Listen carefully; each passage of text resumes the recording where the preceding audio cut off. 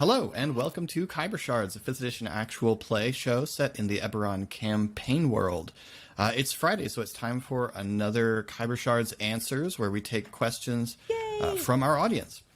If you want to submit questions to be answered, you can do so in comments on this or on recent episode videos. I always go back through and check those for questions. Or you can find the quickest way, you can find a link to our Discord down below, along with all of our other social medias. And you can submit questions there. We have channels on the Discord specifically for that. So today we have Casey to talk about Shade, and it has been a while, I think, since we had Casey. I think we did I guess we just did a full round, so it's probably just been 5 episodes or something. Because, but RA and I talked about Lavexi together. Yes, yeah, I guess that was the last one. Yeah. So starting off, when we started this cycle of getting everyone through a KSA, we had just finished chapter 1. And so we have a good number of sort of summative questions of thinking about Shade as a whole, probably more than we've got questions about recent episodes. So we're going to start with some from Richard, who submitted some a while back that he wanted each of the players to get. So now, Richard, these are for Casey. These are player questions. So Richard wanted to know what each player's most enjoyable moment, most surprising moment, most afraid for your character's life moment, and funniest moment. I find these very hard to answer. I, as a player, am not great at remembering super specific events. Mm-hmm. I am a terrible note taker, and I just remember like vague feelings, which I'm a feelings person, so that works well for me. Mm-hmm. It just may lead into some generic answers for this, so I'm sorry, and I will do my best, I promise. It's gonna sound so self-centered, but so many answers to all of those questions are the acquisition of Cal episode. Mm-hmm. Like those series of events, I think just planning it with Pog and Kolos, that whole situation was hilarious and fantastic.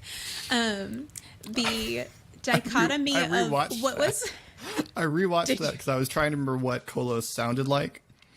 Because I thought I might have to voice him. And it's still funny. It's still so funny.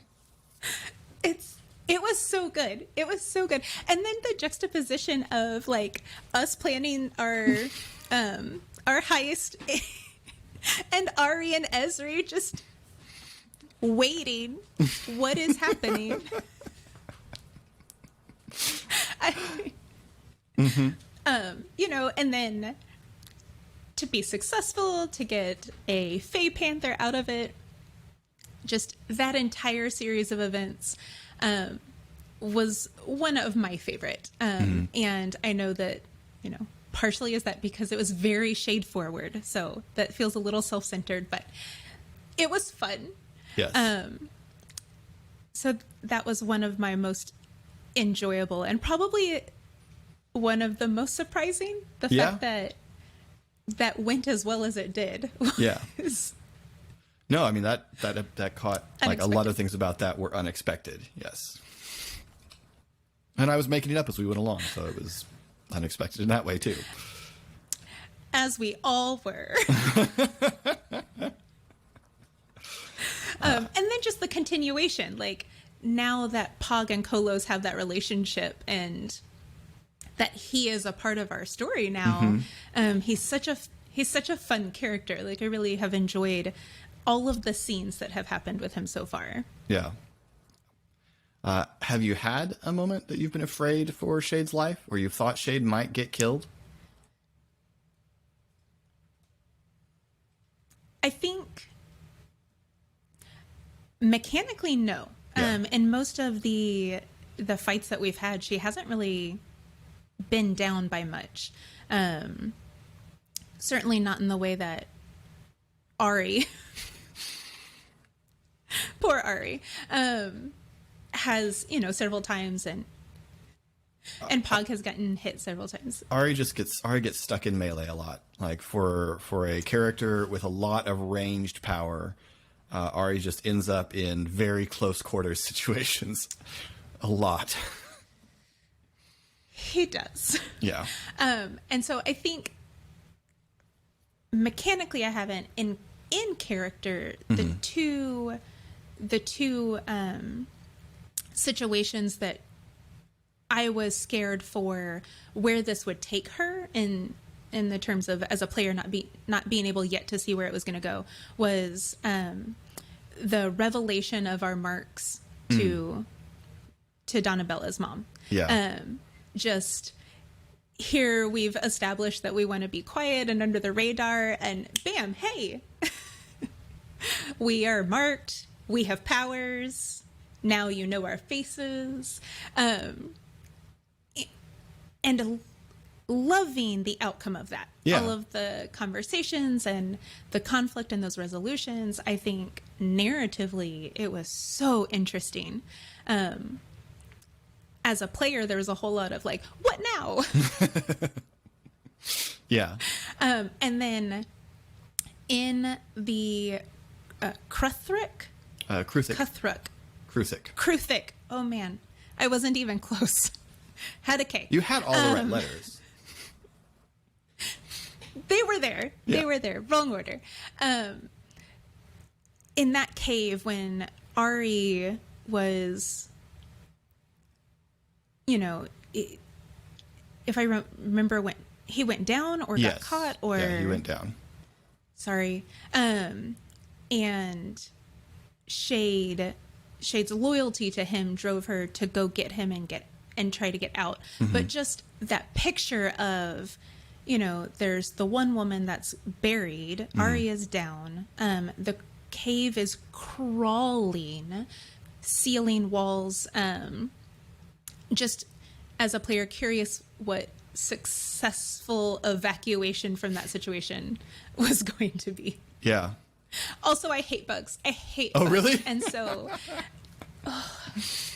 I love almost all creatures, but bugs just creep me out. And even cute bugs. They're still bugs. Mm-hmm. And so just that mental image of them crawling on the walls. No, thank you. Okay, I didn't know that. That's interesting. I'm surprised that I didn't know that. Just as long as we've played RPGs together, and as often as giant bugs is a thing in RPGs, I'm surprised that I hadn't caught that yet. I announce it to my students. In my classroom, particularly the younger ones aren't allowed to have snacks. And it's because when I've allowed them to have snacks, they attract bugs into my classroom. And I tell them, if you bring it in, you're killing it. Yeah. I will stand on a chair and I will wait for you to kill the bug that is crawling in my classroom, and then we can resume. That's funny. Richard's last question is essentially, is Shade developing in the way that you as a player expected when you first created her, or has she sort of diverged in interesting ways? No, she has not developed in the way that I thought. And I go back and forth on this a lot. And I'm curious if you've experienced this as well. There's a lot of times in which I have to figure out the decisions that I made, were those character driven or player driven? Yeah.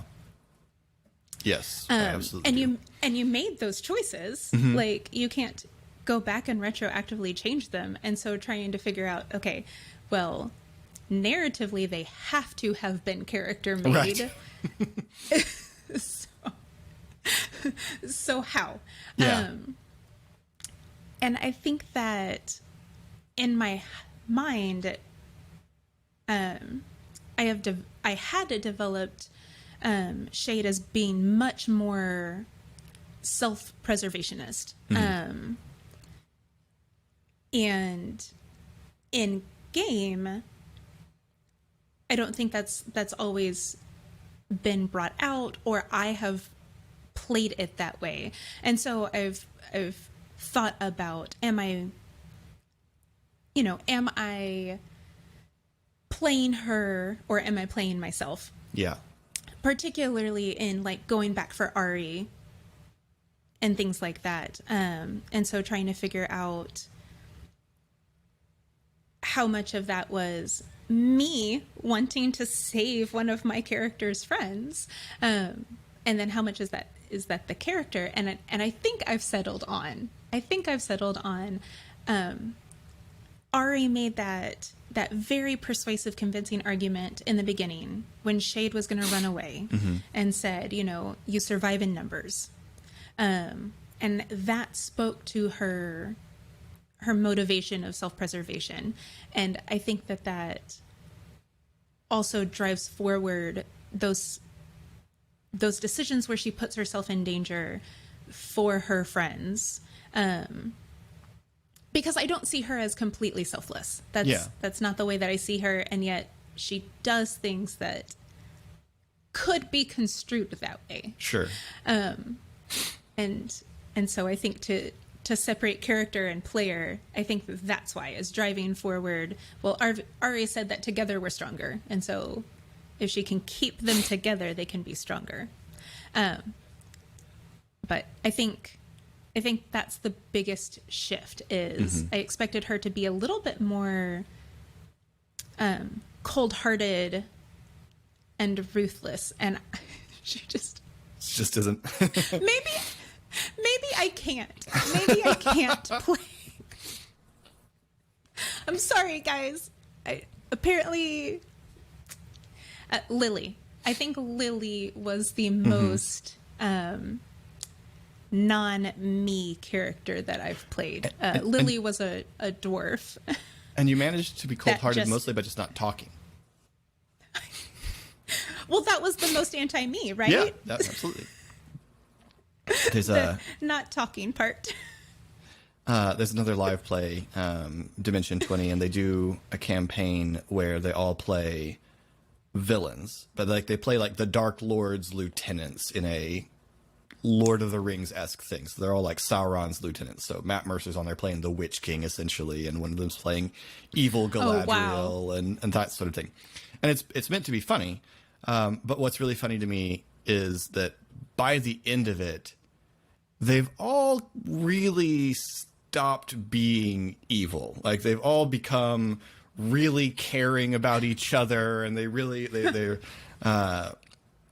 not so sure that the whole like eradication of all good on the world is all that good of an idea. And it's just like, right? it's hard to be evil in an RPG for very long, I think. Yeah. I imagine so. Even if you are playing characters that are different than yourself, it is hard to keep a group together that hates each other and wishes you ill will. Yeah. You're going to have to gain, like, a character is going to have to have empathy to be a part of a group, and that makes it hard to stay ruthless. At least when it comes to the party. I mean, you can play ruthless against people who are not in the party, I guess, but it's hard to do it with people in the party. Right.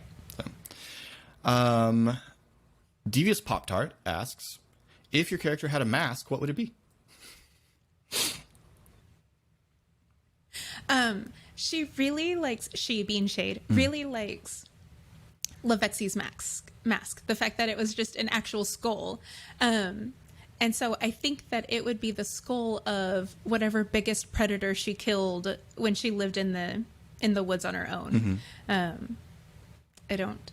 It wouldn't be a panther, because that would feel very bad. Right. Yes. Okay. And this is going to be hard. This Pop-Tart also asks, if you could change one character decision up to this point, would you change something, and what? And same for me, but obviously not tied to a character. So we were just talking about, questioning after games. And so I do that a lot. I tend to critique my performance isn't the right word, because I do that at home games too. RA and I on the way home will be like just processing through the events and what we said, and I should have, and I made this choice, but I wish I would have. So I think after each game, there are lots of things that I would go back and change. Yeah. The one that haunts me, it's so meaningless and tiny, but it's the one that I wish I would have. I wish I would have made a different decision. In the heist scene, when Shade was trying to unlock the master locks, her first attempt, not first attempt, but everything went off. And so there was the confetti and explosions. I wish I would have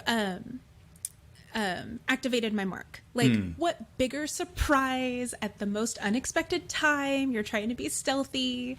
And I just think narratively and character-wise, that would have been just the perfect little cherry on top of that. It would have been consistent with her struggle to maintain her mark. And I think I did in like 2 more actions or something like that. But I think, and I know that's so small, but every other decision right now, it's impacted the story so significantly. Not every decision, but all the big decisions. And so I wouldn't want to change those and alter the story that we have going. But things you wish you would have said or wouldn't have said. There's lots of times where I get, and I'm like, I should have said this in that conversation. Like, I get lots of those, too many to recall. Same. There is one, but I can't say it because it has to do with the episode that will drop on Monday. For me, that immediately comes to mind. I'm so intrigued now. Yeah. The one I can say that's prior to that, I feel like I did a very poor job characterizing Bajak among the Rebel Warren gang. Like, I felt like every other member of the Rebel Warren gang really had a little moment and had a very clear, distinct personality. I don't feel like I did a very good job of crafting one for Bajak and making him seem significant and also distinct from the rest of the gang. And I mean, that's what most of mine are is, I'm not happy with the voice that I came up with for this person, or I wish I had, I very much wish that I had spent more time with Shade and Harish. I wish that there had been more time with Shade and Harish up to now. And the good thing about most of the things that I do that I can think of is I can still do that, right? I can still have time to work up a little more better characterization for Bajak, and there's still plenty of time to have scenes with Shade and Harish, because we've talked about her as a mentor to Shade as a ranger, but we haven't really shown that on the show. And I mean, in fairness, there's just a lot going on, but that is a thing I wish that we had done a little more of.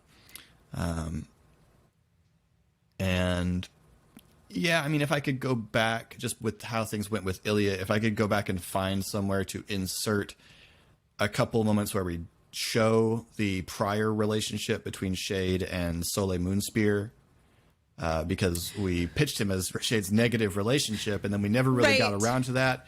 And then everything kind of happened in a way that it was going to be this cool thing when you discover that Ilya is Soleil's daughter, who's been this irritant to you. But we never really had an opportunity to dive into that aspect of it. So yeah, it's mostly like missed things along the way, as opposed to things that I would go back and do in an entirely different way. So far, I'm sure that I'll come to something like that. Yeah. It's interesting that you say that, yeah, because in my head I had painted like this, competitive background of us back and forth jabbing at each other's businesses, but obviously had not expressed that much in game. And so once we sort of reconciled, and I made in game a comment about making less drow targeted ads, I think in the watch party somebody made a comment like, why were they like, it sounded awful. It sounded like Shade was just targeting drows. I didn't even think about that. You have so much of the background that you forget isn't actually shared with our viewers. And so I'm so glad somebody asked about that. It was like, okay, she's not targeting drow. It was just, here's the background. Yeah. Right. Yeah. They were competitors. It is hard. You want to go back and you want to change those conversations and have said that wittier thing or pithier thing, or maybe that more sympathetic thing. Right. And it's... Yeah. And I mean, again, some of these things you can kind of repair, like because he's become so important to the story, and I wasn't 100% sure that he would, because he's become so important to the story, I really think that it would be good to do some flashback scenes involving Tommel, because we've expressed this idea that Tommel was this great guy and this good influence on you all in the program. But we've only ever seen, Tommel now, Tommel after his ordeal in the Mournland. And it wasn't quite something I was able to anticipate that he would be this significant, because a lot of it was present a whole lot of different NPCs and see what you guys latched onto. And so that's why Tommel is important now, and that's why Solarka is important, and on and on. Yeah.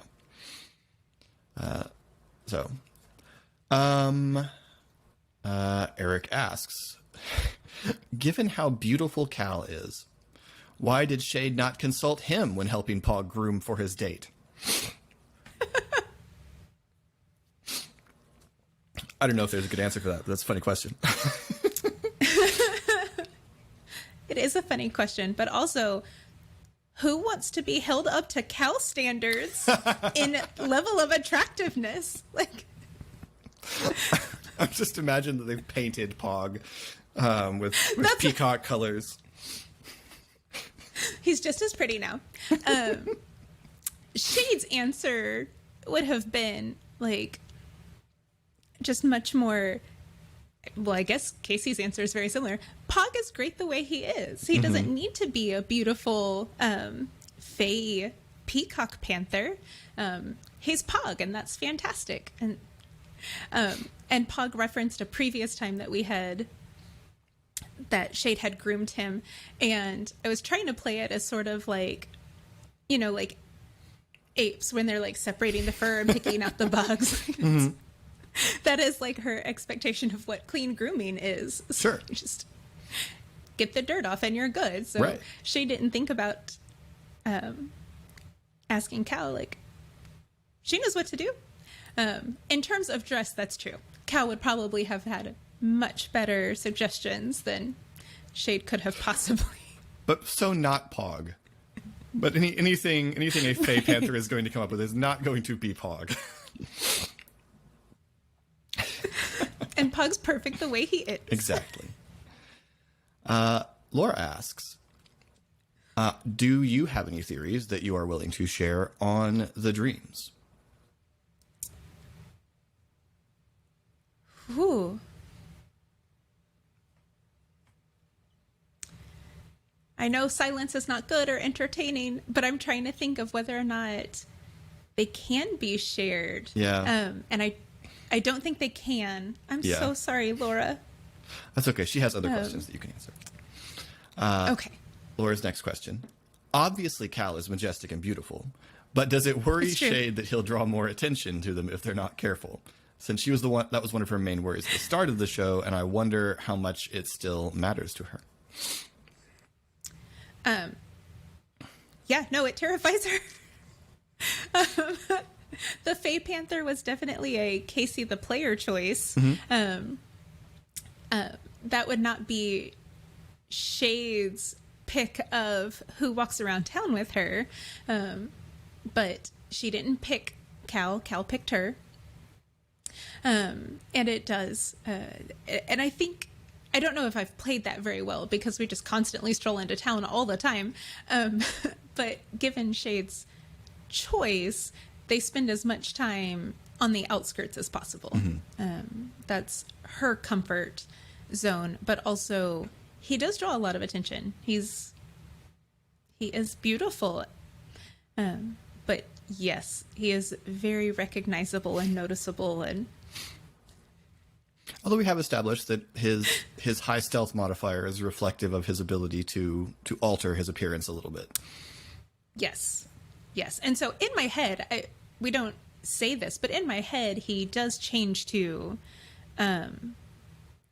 just a Black Panther regularly. If it's crowded, if we've, had a conversation that morning and decided this is a good day to hide. Sure. Laura also asks, if forced to flee into the jungle, do you think Shade could keep Ari alive? Shade thinks she could. It depends on Ari's willingness to take direction, which Ari understands his level of survivability. And so I think he would be very willing to take any guidance offered. But Shade feels confident about her ability to protect him. She also, and we've talked a lot about this, so I feel like I'm repetitive. I'm so sorry. But Shade's relationship with the forest, that she feels that it is an entity that protects her in a similar way that the mark does. She views the mark as a gift from the forest. And so it's not just her confidence in her ability to do so, it's also that, oh, well, you're going with me. The forest would protect us. Right. Okay. So she doesn't understand his hesitance. There's so many entities helping us out. Exactly. Laura What asks, could go wrong? what else did you consider for an animal companion? Fate. Well, for a second, Philip, is it hard as the GM figuring out how to navigate a peacock panther walking through a town? Like, I feel like so there are a lot of places where I feel, okay, this is probably another, back to Devious Pop-Tarts question, thing that I feel that I have not always done a good job of is expressing just how strange Stormreach is, and how chaotic Stormreach is. Stormreach is a couple steps down from Tortuga in the Pirates of the Caribbean movies. It is more organized than that, but it has that kind of vibe to it. And literally anything might wander out of the jungles of Zendrik at any given point. Like, that is meta. That is Zendrik's function in this setting. Keith Baker has expressed that, listen, if you got something you want to introduce in D&D and you got no idea where to stick it in Zendrik. Zendrik is just That's weird fantastic. place. So while members of House Fatalists who are up on recent news probably would be able to put two and two together on Cal, regular people seeing a peacock-colored panther walking through town are going to go, whoa. But, there are people walking. This is a world where there's a whole region populated by nomadic dinosaur-riding halflings. There are dinosaurs in the jungle. There are giant scorpions in the jungle.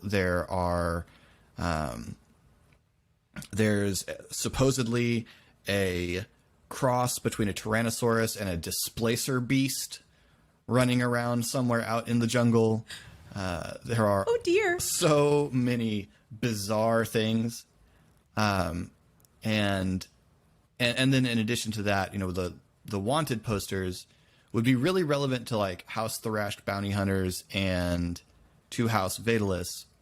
But again, Stormreach is just so chaotic and so lawless. I mean, I don't know what the murder rate in Stormreach is, but it's probably got a nightly average as opposed to an annual average. Okay. 6 or 7 burglaries is a Tuesday. It's Oh. and so it's a place where being big adventurous people wandering around town, heavily armed and all of these things, just isn't that weird. So Cal is very distinctive and is, as far as you've ever seen, unique. But people seeing him are not immediately going to go, the only place I ever saw that was in that House Vatalist circus. They're going to go, whoa. Well, and I think that's what made me think of that question is because, Laura, thank you for that question regarding if Shade was worried about it, because initially she was because of the chaos, but I hadn't thought about like how I've mostly just ignored the fact that that he's a rainbow panther, a peacock panther now. And I think a lot of that is trust in you, Philip. Yeah. Like, I don't think you would have offered me a beast companion that I could not have then played with. Like, right.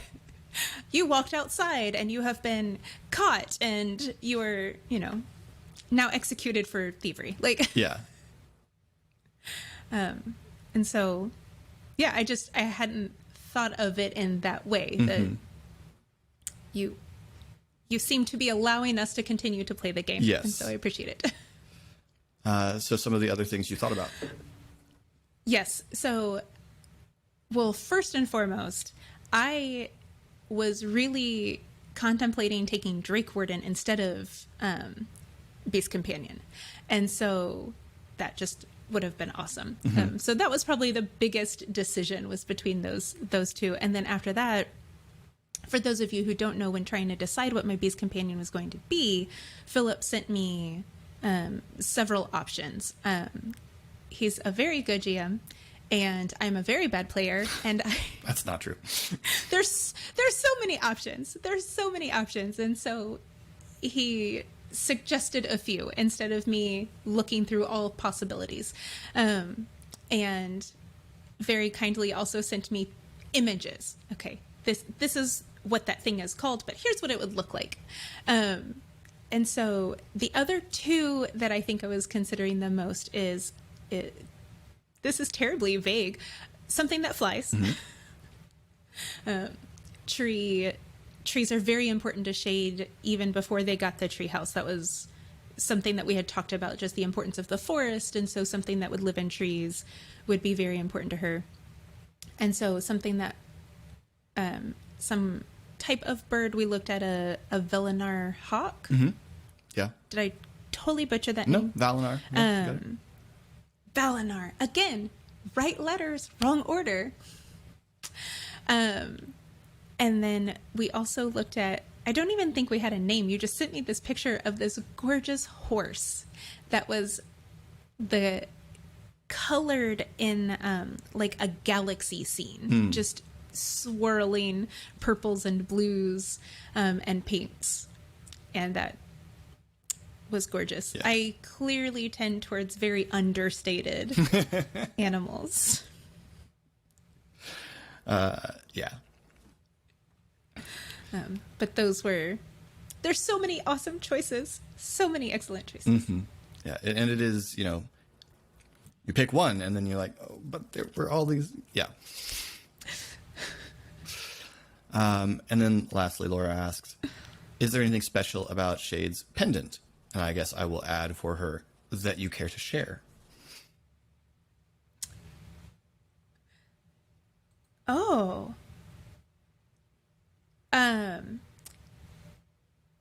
It is something she wears all the time. It's something that is significant to her, but it's not expensive or flashy. It's just a personal item. Other than that, I don't know if it should be shared here or in game. That's fair. And so, but she did ask. Yes. I don't know. That's hard. It's it's the only thing that she's kept. It's the thing that she's kept the longest. Okay. Cool. Yes. And then we had a couple more. One is from Mia, who hosts our wonderful watch party every week. Mia asks, and Thank you you. have touched on this, so it may be that you've answered it, but are there any aspects of Shade's personality that are difficult for you to roleplay? Yes. We did touch a little bit on this, and more generally, I find role-playing difficult in the sense of staying in character. So the seriousness of Shade is something that is hard for me, as our viewers have seen. I just break character all the time. I just, taking myself seriously is hard to do.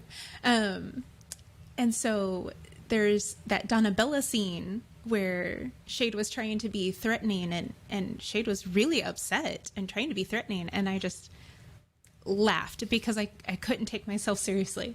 And there was such a sweet comment on the video that was talking about how worried they were until and then they didn't realize it was supposed to be funny, and I was like, oh, I'm sorry for ruining that moment. It wasn't supposed to be funny. She was very trying to be threatening. And so I think just the seriousness of her is hard for me to play consistently. And then we've talked about, like, she's supposed to be more self-preserving, and apparently I just can't do that. So she's going a different direction. But her, I think also she doesn't engage in a lot of conversations outside of the immediate four of us. And I find that a little bit difficult. I love talking with people. And so as a player, just being like, no, Shade wouldn't jump in. And I fail every now and then, and Shade jumps into the conversation. But just keeping my mouth shut is, is sometimes difficult for me. That's fair. You have also never played the face of a party, I don't think. I do not find myself charismatic, and I do not want to be put in a position in which I have to pretend that I am. Well, I disagree, but okay. Then we have a question from Nathan Stiller, who I don't think we've ever gotten a question from before. And this is, welcome. I think, more general. But he asked, did anyone think about making a copy of the map? Either by making an intelligence check to memorize it, or reproducing it later, or breaking in and copying it in the store. Is that something that would have occurred to Shade, to try and make a copy of the map? Oof. Well, she has been practicing her reading and writing and has gotten much better. But herself, probably not. Yeah. It's such an obvious fix, but probably not. Yeah. Well, and in the most recent episode, Esri established that the map is, at least in some sense, magical. So you could draw the map, but it might not reproduce the magical effect of it, the thing that makes this map important. Yeah. Okay. Well, that is all the questions we got this week. I'm super excited for Awesome. Monday's episode, which is where we get actually to see Shade gathering some lore and Yay! other things that I can't say at all because it's just too much. Yeah. It's so hard not to reference. It really is. series of upcoming episodes. Yeah, we've got 4 episodes that we have already recorded that have not come out yet, and it's so hard doing these to keep in mind, okay, where are the viewers? It was hard answering some of these questions that y'all have asked Yeah. without referencing those. So maybe we'll revisit those. Maybe we may have to come back to some of these later on. Yeah, well, you said you feel like you're repeating, but partly that's why is we have new information that we can share or that we have That's gathered. true. So anyway, thank you all for these great questions. We really appreciate Yes, thank y'all. the involvement and engagement that we get from our community. We are a long way from being the biggest actual play anywhere, but our viewers are very excited and very interested, and that's very rewarding. So we really appreciate It's the really question. cool. It really is. It's really awesome. We are so grateful for y'all. Yes, getting people who are this interested in things that we're just making up are is just, it's mind-boggling and also just a lot of fun. So thank you all so much for being interested and sticking with us and asking questions. If you have more questions, let us know. What is the favorite animal companion? What is the animal companion you would select? Let us know in the comments below. As I say, if you want to get in touch with us, you can comment below. You can find links to all of our social medias and our Discord in the description. But until next time, this has been Khyber Shards, and thanks for rolling with us.